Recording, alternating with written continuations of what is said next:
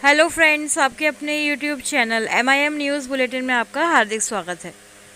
आज इस वीडियो में सबसे पहले हम आपको बताएंगे कि 7वें चरण की शिक्षक बहाली अगर नियमावली 2020 के तहत की जाएगी तो उसमें किस किस अभ्यर्थी की बहाली सुनिश्चित हो पाएगी। सबसे पहले हम ये बात करेंगे। उसके बाद आपको बताएंगे कि शिक्षा विभाग के बजट में 94,000 शिक्षकों के लिए वेतन का प्रावधान है या नहीं, इस पर चर्चा करेंगे। और साथ ही देखेंगे कि उच्च माध्यमिक शिक्षकों को कोर्ट जाने की आवश्यकता क्यों पड़ती है। तो वीडियो को एंड तक ज़रूर देखें और चैनल को सब्सक्राइब करना ना भूलें।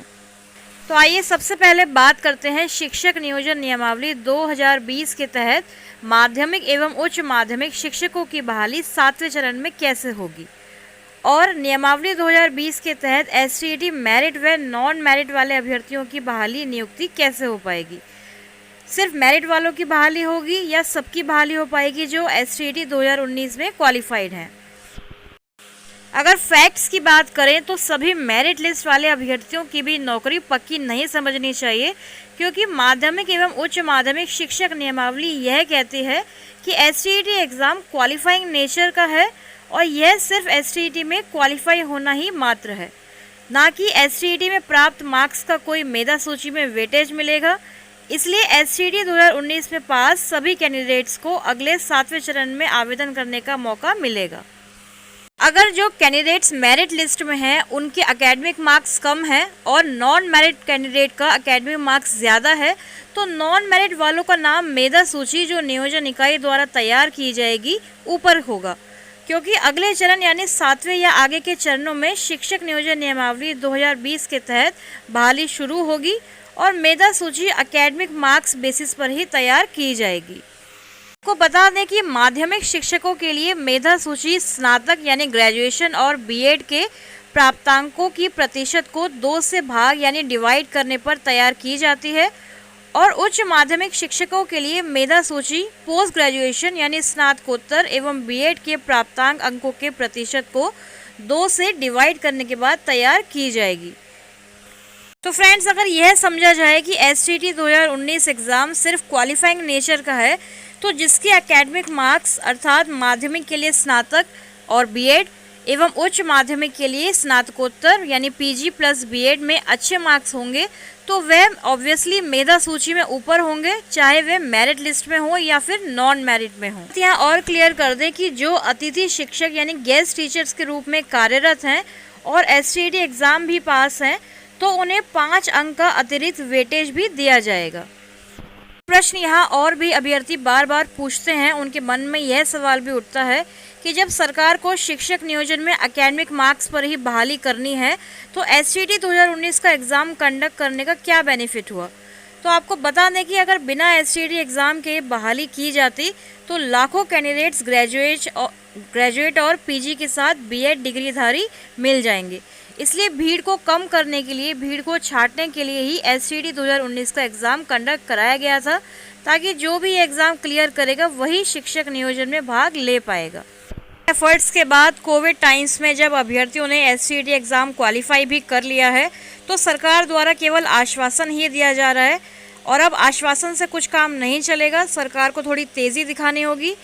अब छठे चरण की बात करते हैं, क्योंकि छठे चरण की प्रत्येक एक्टिविटी पर हमें नज़र रखनी चाहिए, क्योंकि छठे चरण के बाद ही 7वें चरण की कार्रवाई शुरू हो पाएगी। तो आइए जानते हैं कि छठे चरण में क्या क्या नई अपडेट्स आई हुई हैं। आपको बता दें कि छठे चरण के 94,000 शिक्षक अभ्यर्थियों की तरफ से यानी जिलाध्यक्ष और प्रदेश अध्यक्ष जी द्वारा 5 सितंबर यानी शिक्षक दिवस को एक आंदोलन की शुरुआत की जा रही है पटना में, क्योंकि उनकी ये मांग है कि तीसरे चरण की काउंसलिंग का शेड्यूल जल्द जारी किया जाए और जो अभ्यर्थी 2 राउंड की काउंसलिंग में चयनित हुए हैं उनको नियुक्ति पत्र सरकार अतिशीघ्र प्रदान करे। अब बात करते हैं पुष्पम प्रिया की। प्लूरल्स पार्टी की प्रेसिडेंट पुष्पम प्रिया ने शिक्षा विभाग के बजट का पेज शेयर करते हुए नीतीश सरकार की मंशा पर सवाल उठाया है। उन्होंने कहा है कि हाथ कंगन को आरसी किया, देखिए इनकी ठगी और निर्दयता। 94,000 शिक्षकों के वेतन का शिक्षा विभाग के बजट में अतिरिक्त प्रावधान ही नहीं है, मतलब नियुक्ति नहीं देनी। यही विकास की बात PM जी से करने दिल्ली गए थे नीतीश कुमार जी। तो एक तरफ तो बिहार सरकार यह दावा करती है कि वह जल्द ही स्कूलों में 94,000 शिक्षकों की नियुक्ति प्रक्रिया को अमलीय जामा पहनाएगी, वहीं दूसरी तरफ बिहार के शिक्षा विभाग के बजट को देखें तो इसमें इन नए शिक्षकों के वेतन को लेकर किसी प्रकार का प्रावधान ही नहीं दिया गया है। बिहार के शिक्षा विभाग का बजट पिछले साल की तुलना में मामूली बढ़ोतरी की गई है। ऐसे में अब सवाल यह उठ रहे हैं कि अगर नए शिक्षकों की नियुक्ति होती है तो उनके लिए वेतन का प्रावधान किस मद की राशि से किया जाएगा। फ्रेंड्स, आप अपनी स्क्रीन पर देख सकते हैं। चौंकाने वाली बात यह है कि बिहार में शिक्षा विभाग की बेहतरी का दावा करने वाली राज्य सरकार के नए शिक्षा बजट में पिछले वर्ष के पुनरीक्षित बजट की राशि से भी केवल कुछ ही राशि की बढ़ोतरी की गई है। यह बजट तब तैयार किया गया था जब बिहार में 94,000 शिक्षकों की नियुक्ति प्रक्रिया शुरू भी नहीं हुई थी और ना ही कोर्ट से उसकी नियुक्ति संबंधित कोई आदेश जारी किया गया था। तो जाहिर है कि बजट में नए शिक्षकों के वेतन के लिए बजट का कोई इंतजाम नहीं किया गया है। वहीं आरजेडी के प्रवक्ता चितरंजन गगन, जो हमेशा ही शिक्षक अभ्यर्थियों के बारे में ट्वीट करते हैं, उन्होंने इस बार भी सरकार पर निशाना साधा है। उन्होंने कहा है कि इस होर्डिंग को देखकर तो आप समझ ही गए होंगे कि आखिर सरकार को शिक्षा और शिक्षक से इतनी नफरत और घृणा क्यों है। अन्यथा ना तो आज योग्य शिक्षक अभ्यर्थी सड़क पर भिक्षाटन होते और ना ही विद्यालयों में शिक्षकों के लाखों लाख पद रिक्त होते। शिक्षक अभ्यर्थी बेहाल, बिहार में शिक्षा का हुआ बदहाल। तो उन्होंने एक होर्डिंग की फोटो भी शेयर की है जहां जनता दल यूनाइटेड के साथ नीतीश कुमार की फोटो भी लगी है और प्रकृति को प्राकृति लिखा गया है। चलिए अगली खबर देखते हैं जहां लिखा गया है कि कोर्ट जाएंगे उच्च माध्यमिक शिक्षक। आपको बता दें कि उच्च माध्यमिक विद्यालयों के प्रधानाध्यापकों की बिहार लोक सेवा आयोग यानी बीपीएससी से बहाली मामले में उच्च माध्यमिक शिक्षक अब कोर्ट जाएंगे। यह फैसला राज्य स्तरीय स्नातकोत्तर +2 शिक्षक संगठन की रविवार को हुई आम सभा में लिया गया। आम सभा सह सेमिनार का आयोजन रविवार को जहां बीएड कॉलेज सभागार में हुआ। इसमें राजकीय, राज्यकृत एवं प्रोजेक्ट उच्च माध्यमिक विद्यालयों के उच्च माध्यमिक शिक्षक शामिल हुए थे। लिखा गया है कि संगठन के प्रदेश महासचिव ने कहा कि उच्च माध्यमिक विद्यालयों में प्रधानाध्यापकों की नियुक्ति से संबंधित फैसले को पटना उच्च न्यायालय में चुनौती दी जाएगी। इसकी प्रक्रिया शुरू कर दी गई है। इसमें अधिक से अधिक संख्या में उच्च माध्यमिक शिक्षकों को पेटिशनर बनाने का सर्वसम्मति से निर्णय आम सभा में लिया गया है। उन्होंने कहा कि उच्च माध्यमिक विद्यालयों में पूर्व से अनुभव प्राप्त उच्च माध्यमिक शिक्षकों को ही प्रोन्नति या परीक्षा से प्रधानाध्यापक बनाया जाना चाहिए था।